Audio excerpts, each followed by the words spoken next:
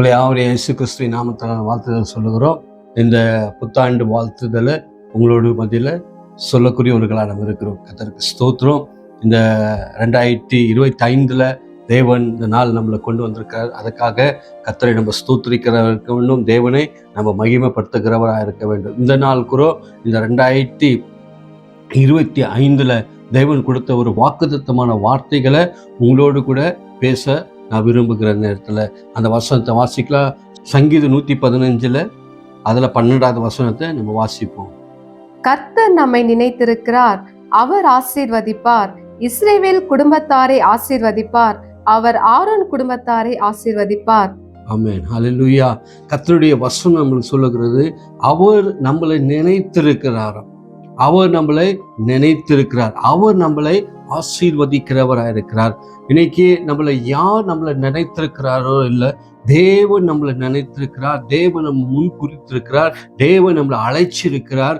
தேவன் நம்மளுடைய எல்லா ரீதியிலையும் இந்த ஆண்டுக்குற அவர் நம்மளை எல்லா ரீதியிலையும் அவர் நடத்தக்கூடியவராக இருக்கிறார்.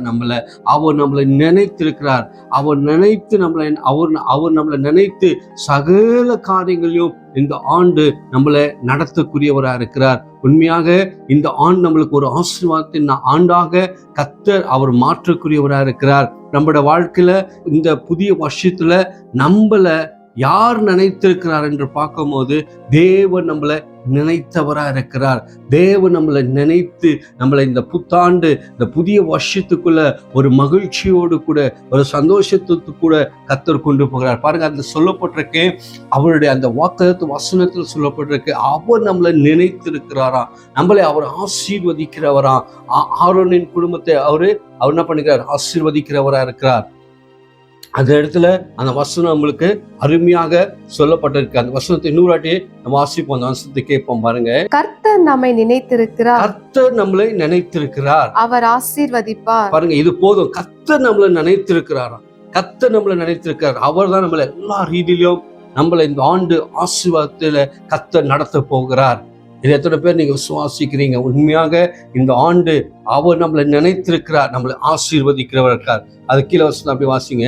இஸ்ரவேல் குடும்பத்தாரை ஆசீர்வதிப்பார், இஸ்ரவேலின் குடும்பத்தை கர்த்தர் ஆசீர்வதிப்பார், அவர் ஆரோன் குடும்பத்தாரை ஆசீர்வதிப்பார். ஆரோனின் குடும்பத்தை கர்த்தர் ஆசீர்வதிப்பார். இஸ்ரவேலை ஆசீர்வதிப்பார், ஆரோனின் குடும்பத்தை கர்த்தர் ஆசீர்வதிப்பார். அதுக்கப்புறம் இன்னொரு ஆசீர்வாதத்தையும் தேவன் நம்மளுக்கு அது கீழே வசனத்தை கொடுக்கிறார். பாருங்களேன், கர்த்தருக்கு பயப்படுகிற பெரியோரையும், பாருங்க, கர்த்தருக்கு பயப்படுகிற பெரியவர்களையும் சிறியோரையும்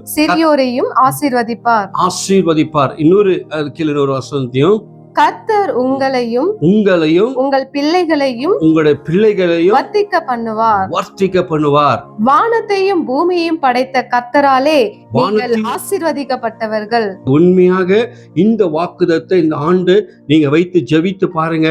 உண்மையாக கர்த்தர் நம்மளை ஆசீர்வதிக்கிறவரா இருக்கிறார். அவர் நம்மளை நினைத்திருக்கிறார். அவர் பாருங்க, அதுல எல்லாம் சொல்லப்பட்டிருக்கு. நம்மளை வானத்தையும் பூமியை படைத்த தேவன் மூலியமாக நம்மளுக்கு ஆசீர்வாதம் வருகிறதா இருக்கிறது. ஆரோனின் குடும்பத்தை ஆசீர்வதிப்பதான் கர்த்தருடைய பிரியமா இருக்கு. இஸ்ரவேலின் குடும்பத்தை ஆசீர்வதிப்பதான் கர்த்தருடைய பிரியமா இருக்கிறது. இந்த நாள், இந்த ஆண்டு நம்மெல்லாம் தேவனுடைய பிள்ளைகளா இருக்கிறோம். இந்த ஆண்டு தேவன் நம்மளுடைய எல்லா ரீதியிலையும் அவர் நம்மளை நடத்தக்கூடியவரா இருக்கிறார்.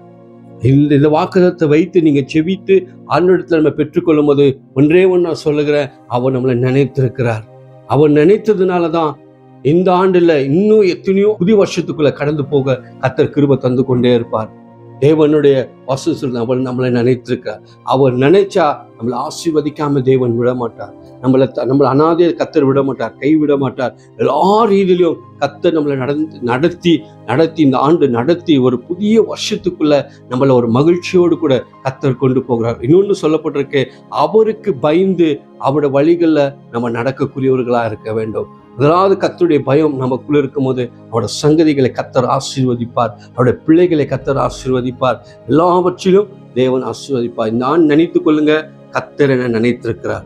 அவர் என்னை நடத்துவார், என் குடும்பத்தை நடத்துவார், என் பிள்ளையை நடத்துவார், என்னை எல்லா ரீதியிலும் கர்த்தர் ஆசீர்வாதமாய் நடத்துவார் என்று நாங்கள் விசுவாசிக்கலாம். இந்த வசனங்களே கர்த்தர் தாமே ஆசீர்வதிப்பாராக. இனிய புத்தாண்டு நல்வாழ்த்துக்கள். கர்த்தர் உங்களை ஆசீர்வதிப்பார்.